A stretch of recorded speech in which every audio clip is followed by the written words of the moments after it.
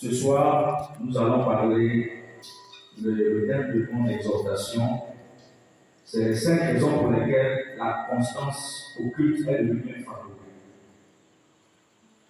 Ou encore les causes de la déloyauté face au culte par rapport à l'église locale. Pourquoi c'est devenu difficile et compliqué pour un croyant d'être constant au culte ou de venir à l'église locale? Pourquoi c'est aussi lourd de venir juste le dimanche et après venir 2 autres dimanches après? Pourquoi c'est aussi lourd? C'est ce dont nous allons parler. Dans un premier temps, je souhaite déjà dire il n'y a pas de chrétien de nouveau sans église locale. Tu ne peux pas prétendre être chrétien, né de nouveau, et ne pas appartenir à une église locale. C'est impossible. C'est comme me dire que tu es venu au monde, tu n'as pas de parole. Amen.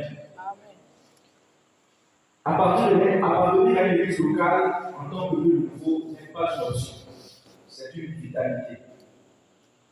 C'est primordial et c'est nécessaire. Amen. De la même manière que la plante a besoin de la terre, de la même manière les oiseaux ont besoin des herbes, de la même manière le poisson a besoin de l'eau, de la même manière un chrétien de nouveau a besoin d'être dans une église locale. Amen. On ne choisit pas une église locale parce qu'elle est proche de la maison. On ne choisit pas une église locale parce que nos parents priaient là-bas. On ne choisit pas une église locale parce que nos amis prient là-bas. Mais on choisit une église locale dans laquelle Christ peut être formé en nous. Amen. Ne vous dites pas que vous êtes au mauvais endroit, peut-être parce que ce n'est pas l'église dans laquelle vos parents prient. L'église locale est une maison qui bâtit les destinées. Amen. Alléluia. Venir à l'église locale, je suis en train de donner comme ça quelques citations. Venir à l'église locale ne fait pas de vous forcément un chrétien de nouveau. La Bible déclare dans 1 Jean 2, à partir du verset 19, ils étaient parmi nous, mais ils n'étaient pas des nôtres. C'est possible que vous avez été invité ici, ou bien que vous êtes là depuis l'enfance, et que vous ne soyez pas de nouveau. Le plus important, ce qui établit quelqu'un dans l'église locale, c'est la nouvelle naissance. Amen. Donc, vérifiez que vous êtes vraiment de nouveau. Est-ce que vous avez réellement accepté Jésus comme Seigneur et Sauveur? Ce n'est pas une histoire de je suis chrétien depuis l'enfance, j'étais au groupe de suivi et autres. Nous acceptons Jésus à l'âge de la conscience lorsque nous sommes au contact de l'évangile, au contact du message de l'évangile, de l'œuvre de la croix, de la mort et de la résurrection de Jésus. C'est ainsi que nous sommes qualifiés pour faire partie de l'église locale. Il n'existe pas de jouissance chrétienne et de destinée pleinement accomplie hors de l'église locale. Vous ne pourrez jamais accomplir votre destinée prophétique, votre mandat sur la terre, votre mission divine, votre but ou votre ministère si vous n'appartenez pas à l'église locale. Et je crois que si vous êtes là pour la première fois, sachez que ce n'est pas un hasard. Souvent, l'église locale dans laquelle Dieu nous plante n'est pas une église forcément de votre choix. Mais si vous êtes là, c'est que Dieu vous a conduit au Seigneur. Amen. S'il y a quelqu'un d'entre vous qui raisonne encore, peut-être que vous pensez que Dieu vous aurait montré votre église locale, peut-être en songe, en vision. Non. Il peut passer par quelqu'un. Peut-être vous avez entendu la radio, peut-être vous avez été invité. Sachez que Dieu veut faire des grandes choses dans vos vies au travers de ce ministère. Amen. Amen. Donc, le premier point, je disais, le thème, c'est les 5 raisons pour lesquelles la constance au culte est devenue un fardeau. Pourquoi venir à l'église est devenu compliqué? Il est plus facile pour nous, pour chacun de nous d'aller au travail, de ne s'absenter pour 15 jours. Nous partons du lundi au vendredi. Pour ceux qui travaillent, pour ceux qui apprennent, nous partons à l'école. Pour ceux qui apprennent, ils partent à l'école le lundi, parfois au samedi. Mais il est difficile d'être assez constant. Déjà dans ce ministère, nous avons pour le moment juste 2 jours, le dimanche et le vendredi. Beaucoup de personnes ont tendance à venir plus le dimanche et s'absenter le vendredi. La première raison qui fait en sorte que c'est lourd de venir à l'église,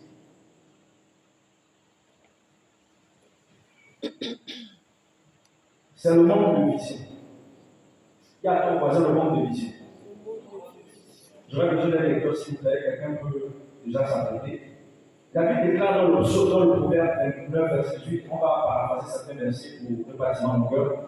La Bible déclare, quand il n'y a plus de vision d'avenir, ça c'est la version française courante, quand il n'y a plus de vision d'avenir, quand il n'y a plus de révélation, le peuple vit dans le désordre et il ne connaît aucune retenue. Lorsque vous marchez sans vision, c'est ce qui favorise, c'est l'une des raisons pour lesquelles vous ne vivez pas l'église. Parce que vous marchez sans vision.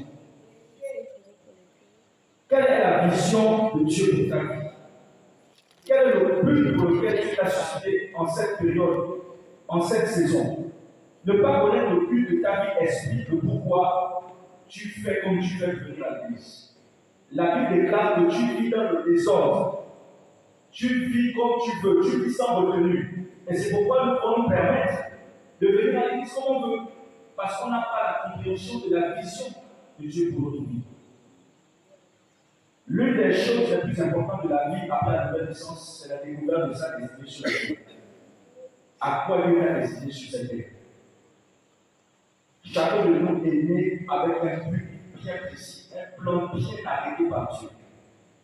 Qui n'a rien à y voir, certainement, avec ce que tu as fait à l'école, il y a un potentiel en toi. Il y a quelque chose que Dieu a mis en toi pour glorifier son nom et pour sauver des multitudes. Il y a des personnes attendues qui t'attendent quelque part pour être sauvées au travers de ce que Dieu a mis en toi. Au-delà de ce que tu peux faire actuellement, tu peux faire l'école en ce moment, tu peux être dans un emploi. Parce que évidemment, quand tu emploies, et le travail. Amen. L'emploi, c'est ce pourquoi tu as rémunéré, et le travail, c'est ce pourquoi Dieu t'a appelé. Amen. Il est très important de découvrir son appel. Et tu ne peux pas découvrir dans ta mission, ta destinée, si tu n'es pas attaché à l'église locale. Tu es la bienvenue à ce ministère. Dis Amen. Amen. Donc, le fait de ne pas avoir de vision pour sa vie favorise l'absentéisme. L'absentéisme occulte.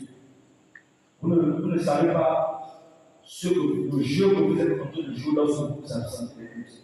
Vous ne venez pas au culte pour l'homme de Dieu. Vous ne venez pas au culte pour montrer à l'homme de Dieu que vous êtes là. Vous ne mangez pas à la maison pour voir quelqu'un que vous mangez. Vous mangez parce que c'est nécessaire pour vous. À partir de ce soir, de là où tu es ferme les yeux, dis Seigneur Jésus, aide-moi à comprendre ces choses. Et que je ne m'absente plus des cultes. Amen. La Bible dit dans 2 Corinthiens 4, verset 4, est-ce que quelqu'un dit? La Bible dit, le temps que quelqu'un se mette à la page, la Bible dit que les incrédules, Satan a aveuglé les incrédules, ne pouvaient pas qu'ils puissent voir la puissance et la splendeur de l'évangile. Le fait de ne pas avoir de vision, c'est vivre dans la vie du monde. De ne pas savoir où tu vas, de ne pas savoir où tu marches. Tu es né pourquoi? Ne te néglige pas à partir de maintenant. Ne te dis pas que parce que l'homme de Dieu n'a pas encore localisé, n'a pas encore pris pour toi particulièrement, ou que parce que tu n'es pas parmi les compagnons de vie, que tu n'as pas ta destinée. C'est juste un processus. À partir de ce soir, par rapport au premier point, demande à Dieu non-stop à partir de ce soir. Dis Seigneur, révèle-moi ma destinée sur la terre. Dieu va te révéler ta destinée. La destinée peut être rattachée, elle n'est pas forcément rattachée à l'église. La destinée peut être rattachée aux médias, peut être rattachée au sport, peut être rattachée à plusieurs domaines, et même à la politique. À partir de ce soir, dis à Dieu, Seigneur, révèle-moi ma destinée. Lorsque tu sauras ce à quoi tu as appelé, tu comprendras que ce n'est pas à ton avantage de t'absenter à une culte. Nous faisons des efforts tellement pour beaucoup de choses, mais nous ne faisons pas des efforts pour être constants au culte. Ce n'est pas à l'autre que nous faisons mal, c'est à nous-mêmes que nous faisons mal. L'homme de Dieu a accompli son ministère. Mais vous, Amen.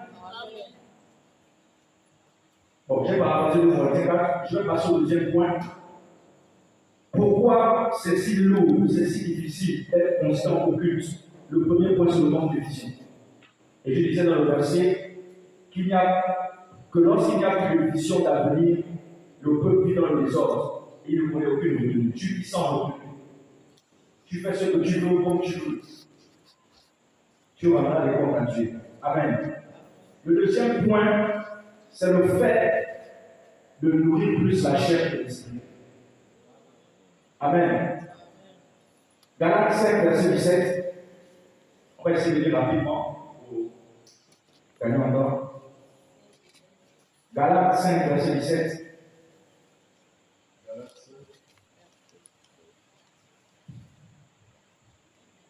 Galates 5, verset 17. Car la chair a des désirs contraires à ceux de l'esprit. Et l'esprit en a des contraires à ceux de la chair. Ils sont opposés entre eux, afin que vous ne fassiez point ce que vous voudriez. 19, 21. Or, les œuvres de la chair sont manifestes. Ce sont l'impudicité, l'impureté, la dissolution, l'idolâtrie, la magie, les inimitiés, les querelles, les jalousies, les animosités, les disputes, les divisions, les sectes, l'envie, l'ivrognerie, les excès de table et les choses semblables. Je vous dis d'avance, comme je l'ai déjà dit, que ceux qui commettent de telles choses n'hériteront point le royaume de Dieu. Amen. La deuxième raison qui fait en sorte que venir à l'église, être constant, le plus important, ce n'est pas de venir, le plus important, c'est la constance. Et quand on parle de constance, on parle de loyauté. Amen. Pourquoi c'est difficile pour nous d'être constant au culte, d'être constant aux heures de prière? C'est parce que nous nourrissons plus la chair que l'esprit. Et le verset disait que lorsque nous nourrissons plus la chair, déjà les désirs et la chair et l'esprit sont opposés. Et il a parlé des œuvres de la chair. Ton esprit, régénéré en Christ, aime la présence de Dieu. Voilà pourquoi la Bible dit que la chair est faite d'un esprit disposé. Ton esprit aime les choses de Dieu. Si tu es né de nouveau et que tu as accepté le Seigneur, ton esprit aime les choses de Dieu, ton esprit aime la présence de Dieu.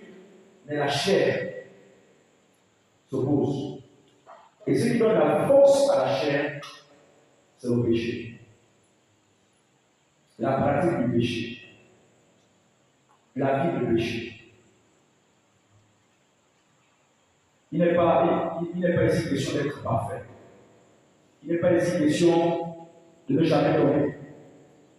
Il peut arriver que quand on fasse des choses qui ne glorifient pas le Seigneur. Mais quelle est notre attitude après?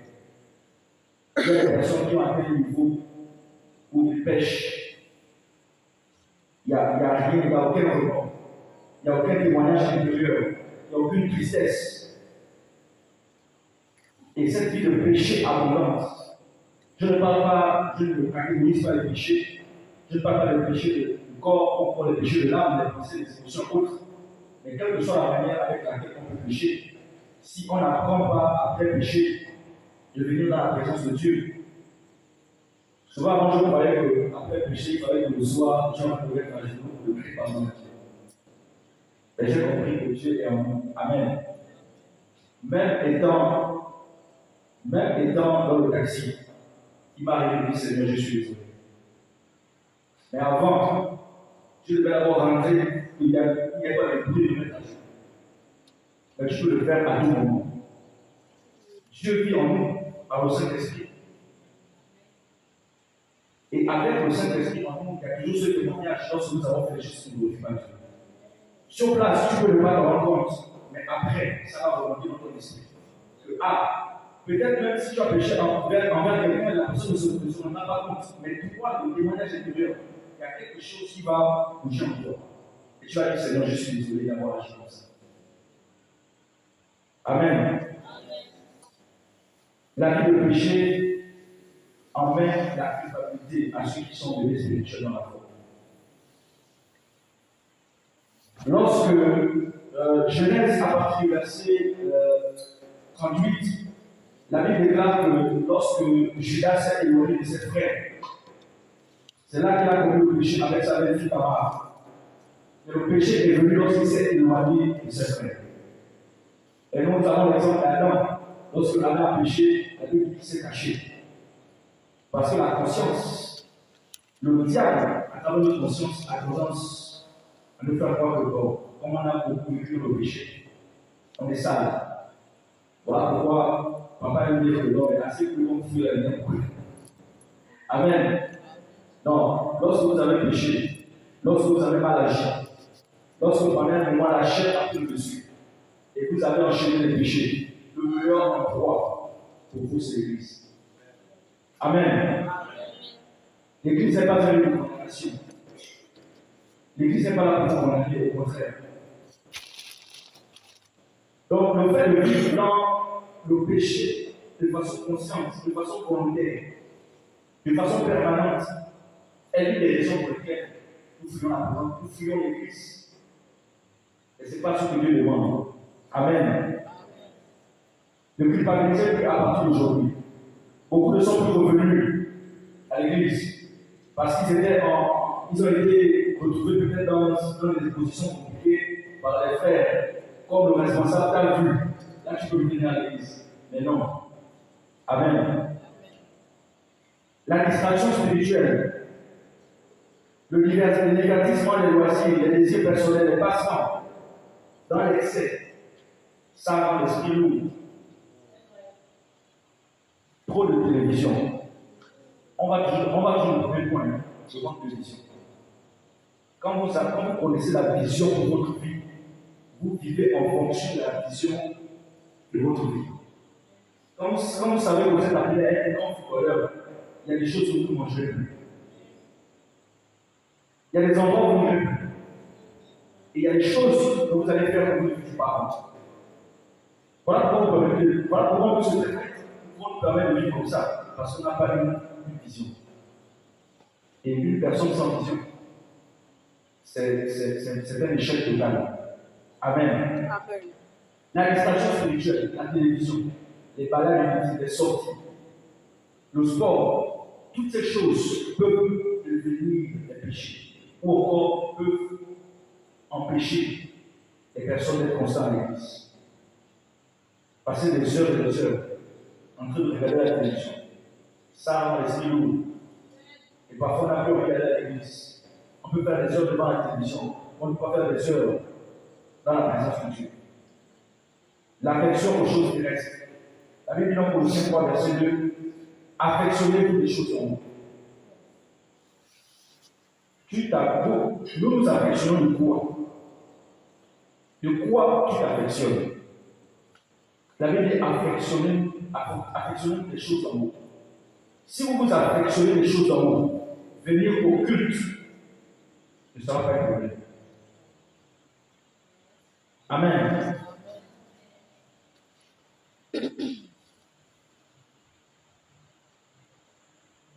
Le troisième point, je disais le premier point, c'est le manque de vision. Le deuxième point, c'est le fait de nourrir la chair, le fruit de l'esprit. Le troisième point, c'est le manque de consécration personnelle. Si à l'issue de ce culte, à la fin de ce culte, vous évitez ces 5 points, ou encore nous évitons ces 5 points, nous aurons plus de force, plus de volonté à venir au culte. La Bible déclare dans Philippiens 4, verset 13, je puis tout parce qu'il me fortifie. Et Philippiens 2, verset 13 dit, il met en nous le vouloir le faire. Pourquoi le troisième point, c'est la consécration personnelle? Parce que la vie chrétienne, c'est d'abord la consécration personnelle. Amen. Quand je parle de consécration personnelle, vous savez, il y a une différence entre sanctification et consécration.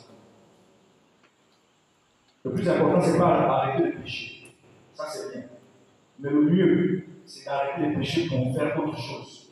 Alors, Dieu aura le vie. Amen. La consécration personnelle, ce sont les retraites personnelles.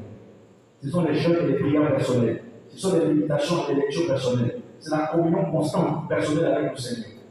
Comment Dieu va mettre en nous de vouloir le faire si on n'est pas dans sa présence? Si tu n'as pas le vouloir de le faire de venir au culte, c'est parce que tu n'es pas dans sa présence. Nous sommes dans sa présence au culte, mais nous ne sommes pas dans sa présence à la maison. Comment il va être le vouloir le faire? C'est dans la communion. C'est une communion personnelle. La consécration, ce n'est pas pour les hommes de lieu seulement qui sont parmi les cinq ministères. La consécration est personnelle. Toute personne qui est destinée, qui est consciente qu'il est destiné, doit vivre dans la consécration. Ce n'est pas une histoire que non, moi je ne suis pas pasteur, donc moi je ne peux pas faire des choses là. Non, tu le feras peut-être au même titre qu'un pasteur, qu'un apôtre, un prophète, un docteur, un évangéliste. Mais la consécration personnelle est utile aussi pour l'accomplissement de ta destinée. Amen. Il y a des choses que tu ne pourras pas recevoir à l'église, mais tu les recevras dans la présence de Dieu. C'est très important. Le manque de consécration personnelle. À partir de ce soir, décidons de nous consacrer au Seigneur. Ceux qui se sanctifient font bien, mais ceux qui se consacrent font mieux. Amen. Ça ne sert à rien d'arrêter de fumer ou de forniquer, je ne sais pas. Et après, tu passes des heures à la télévision. Amen. C'est ce qui rend lourd. La lourdeur qu'on a là, quand c'est le vendredi, venir au culte, ou encore les raisonnements qui montent là, ou encore les programmes qui semblent être du genre où ça t'empêche de venir au culte, c'est le manque de considération. Amen. À partir d'aujourd'hui, nous décidons d'avoir une consécration personnelle. Amen. Le quatrième point, qui est l'une des causes pour lesquelles c'est devenu un fardeau pour nous être conscients au culte, c'est la mauvaise compréhension et interprétation de ce qu'est l'église locale, de son fonctionnement et de ses contours. La Bible dit dans le psaume 84, à partir du verset 11, mieux vaut un jour dans tes parmi que 1000 ailleurs. Est-ce que nous comprenons c'est quoi l'église locale? Voilà pourquoi nous nous permettons de ne pas venir au culte. La manière avec laquelle tu utilises une chose va dépendre de la compréhension que tu as de cette chose-là. Et les bénéfices que tu auras de cette chose va dépendre de la compréhension que tu auras de cette chose. Excusez-moi s'il y a trop de choses dans les phrases. Amen. Si on vous donne une télévision et que vous ne connaissez pas le but de la télévision, mais vous allez vous asseoir dessus. Amen. L'église locale, c'est l'image d'un restaurant. Là où on se nourrit. L'église locale est une maison de prière. L'église locale est une famille. L'église locale est un corps. L'église locale est une société. L'église locale est une entreprise. L'église locale bâtit les destinées. L'église locale est plus qu'une salle de bain. Amen. Parce qu'à l'église locale, tu es purifié par la parole. Tu es consolé, tu es encouragé, tu es impacté, tu es motivé, tu es transformé, tu es guéri, tu es restauré. L'église locale, c'est l'hôpital du Seigneur. Là-bas, on soigne, on est guéri. Amen. Comprends c'est quoi l'église locale? Vous savez, même l'expression je viens à l'église, c'est une expression qu'on utilise de façon générique. Mais en réalité, nous sommes l'église. Sans nous ici, le bâtiment n'est plus l'église. Amen. Ça, c'est le lieu de culte. Amen. C'est important, l'église locale. L'église locale n'est pas là pour nous condamner, l'église locale n'est pas là pour nous juger. C'est à l'église qu'on est guéri, c'est à l'église qu'on est transformé. L'église a façonné des vies, prend des personnes de zéro à héros. Ne jouez pas avec l'importance de l'église locale. Ne vous permettez plus de vous absenter n'importe comment. Nous ne le faisons pas pour l'homme de Dieu. Amen. La Bible dit qu'il est agréable et doux pour les frères de murmurer ensemble. Car c'est là où Dieu les verse la grâce et la bénédiction. Car c'est là où lui coule sur la barque et descend sur les membres, sur les vêtements. Il y a des bénédictions que vous n'aurez jamais si vous n'êtes pas dans une église locale. Mieux encore, si vous n'êtes pas dans l'église locale de votre destinée. Amen. Amen. Tout le monde n'est pas appelé à être partout. Si vous êtes là, c'est parce que l'homme que Dieu a établi ici a de quoi faire sortir le potentiel que vous avez. Je disais au préalable, on ne parle pas à l'église parce que c'est proche de la maison. Même si vous êtes à Kanda, même si vous êtes à Toul, si cette église peut construire Christ en vous, si cette église peut ressortir votre destinée et vous déployer, accrochez-vous et attachez-vous à cette église ministère. Vous savez, personne ne m'a invité dans cette assemblée. Je n'ai même pas connu le lieu de cette assemblée dans une radio ou à la télévision. Je suis venu ici conduit par le Saint-Esprit. J'étais chez plusieurs autres lieux ici, dans les produits. J'ai plusieurs pères. Mais il y a quelque chose, je ne sentais pas ça. J'ai eu des propositions, j'ai dit non. Et un matin, j'ai appelé un ami, je lui ai dit bon, tu m'avais dit qu'il y a une église à côté de chez toi là-bas. Amen, amen, voilà. Et c'est là que Dieu m'a dit que c'est ici. Amen. Donc, si vous êtes là ce soir, même si c'est la première fois, même si c'est 4 fois, sachez que c'est Dieu qui vous a conduit ici.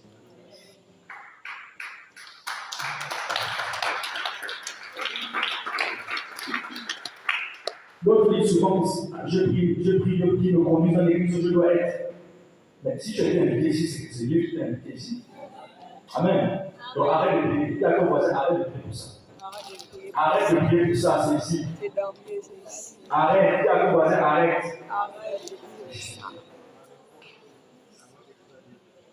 Lorsque nous lisons les psaumes de David, je me demande toujours quelle est la révélation que David avait sur la maison de Dieu et sur la présence de Dieu. David a dit, l'Éternel j'aime le séjour de ta maison. Il y avait quoi au temple que David aimait comme ça? Parfois, il y a Seigneur, montre-moi ce que David avait vu au temple. Il y a des églises, il y a des pays où, quand le culte à 18h, les gens sont même à 16h. My God. Il y a quoi? Il préfère même l'église que sa maison. Ah, je ne pas compris ça, on dirait. Même moi-même, non, il y a quand même quelque chose que je n'ai pas compris. Psaume 27, verset 4, tu peux le s'il te plaît. Ça, c'est un verset qui choque vraiment.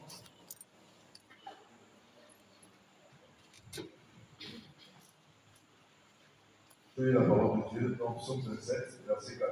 Oui. Je demande à l'Éternel une chose, Oui. que je désire ardemment. Je voudrais habiter toute ma vie dans la maison de l'Éternel. Waouh, on parle de Seigneur. Tu peux me dire s'il te plaît, à partir du verset 1. Verset 1 de David.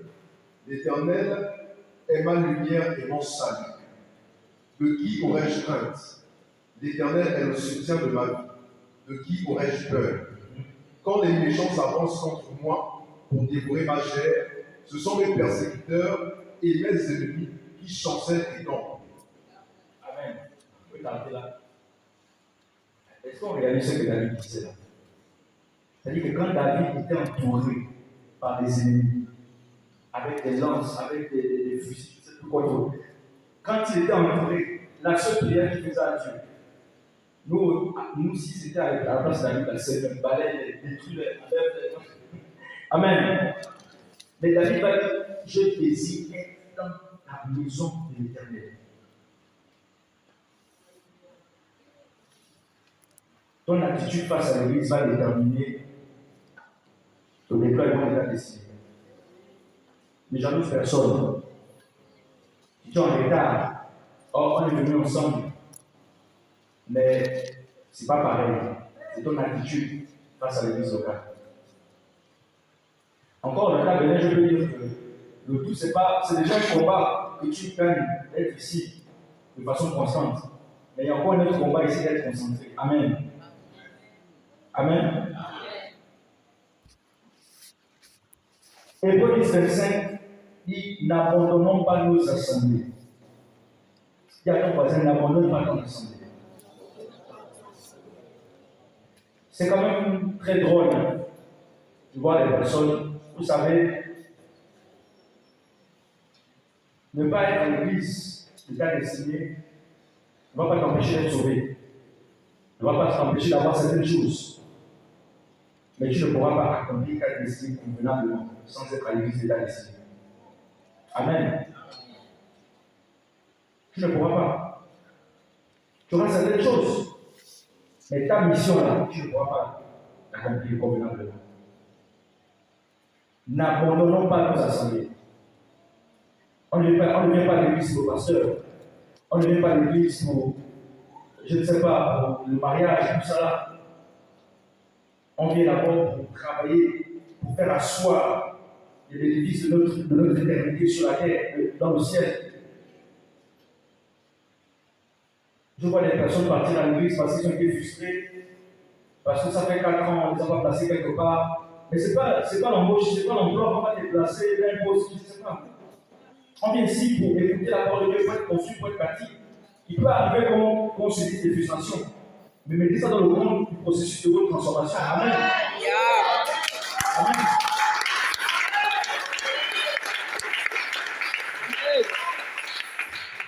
Nous ne quittons pas nos emplois parce qu'on avait un problème avec le directeur.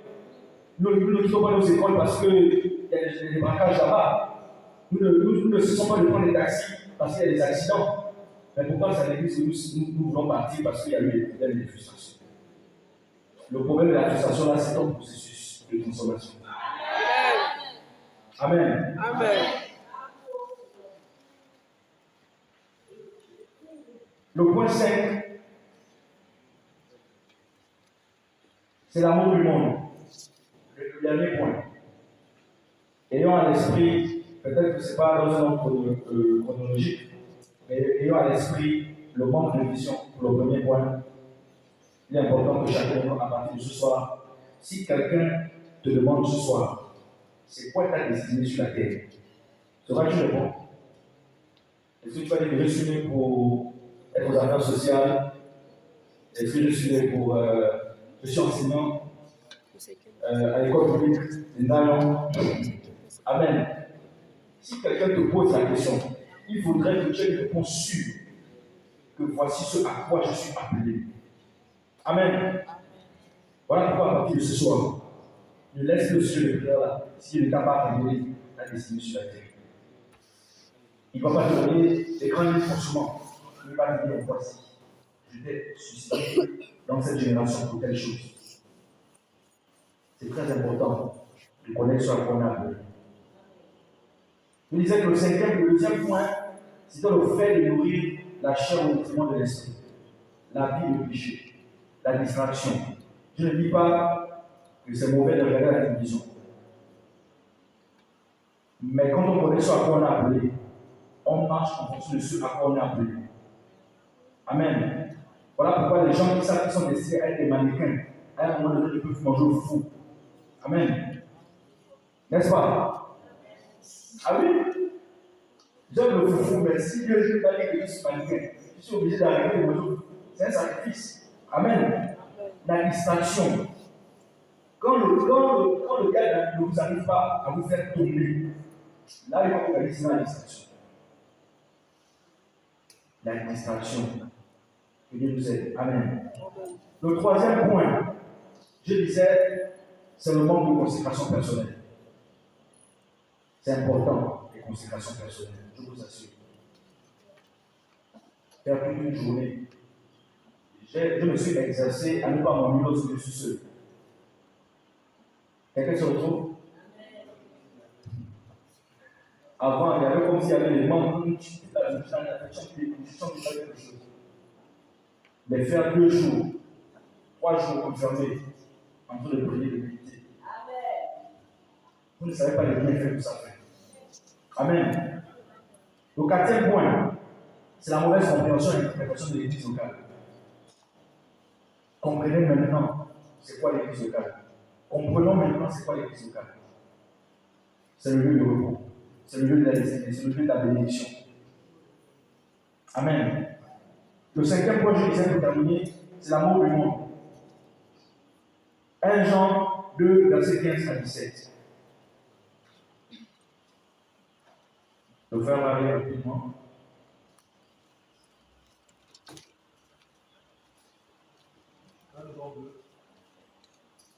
versets 15 à 17. N'aimez point le monde, Oui, ni les choses qui sont dans le monde. oui, Si quelqu'un aime le monde, l'amour du Père n'est point en lui. Car tout ce qui est dans le monde, la convoitise de la chair, la convoitise des yeux et l'orgueil de la vie, ne vient point du Père, mais vient du monde.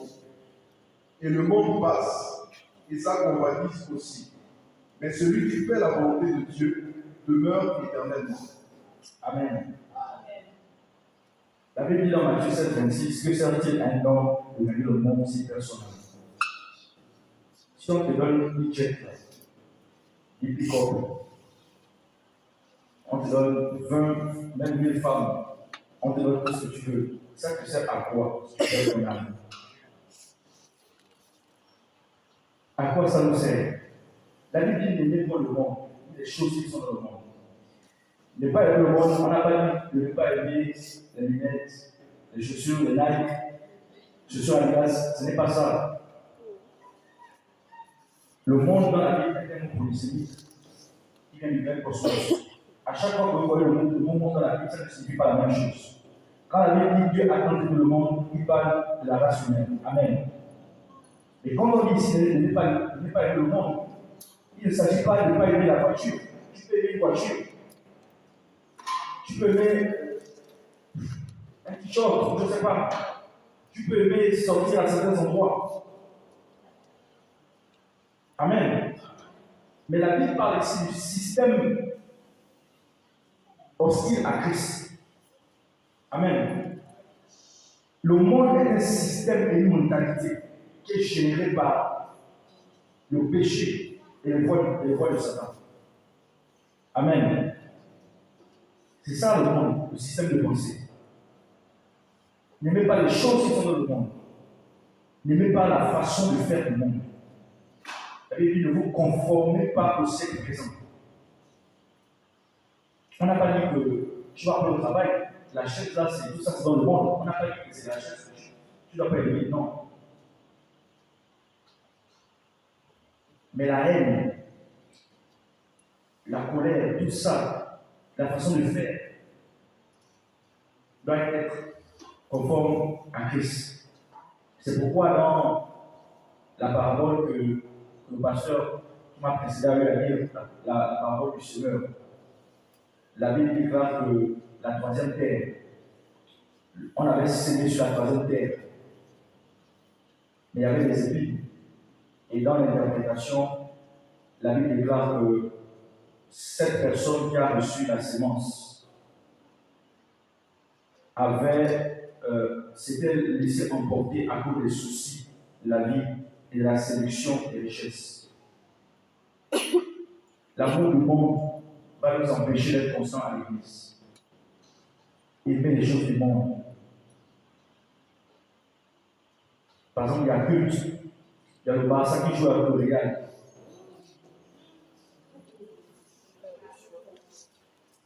C'est terrible. Amen. Il y a deux voisins qui nous aident. Amen. J'ai terminé avec les 5 points. C'est très important pour nous de travailler en puissance dans le lieu de culte ou encore à l'église. Nous racontons tellement de choses lorsque nous venons à l'église. Si un péché t'avait donné l'église, la seule responsable t'avait vu, dis-toi que tu n'es pas ici pour le responsable. Amen.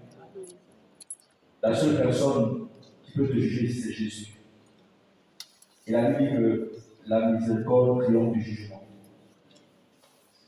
Dieu ne nous aime pas en fonction des actes que nous posons. Va pécher 100 fois.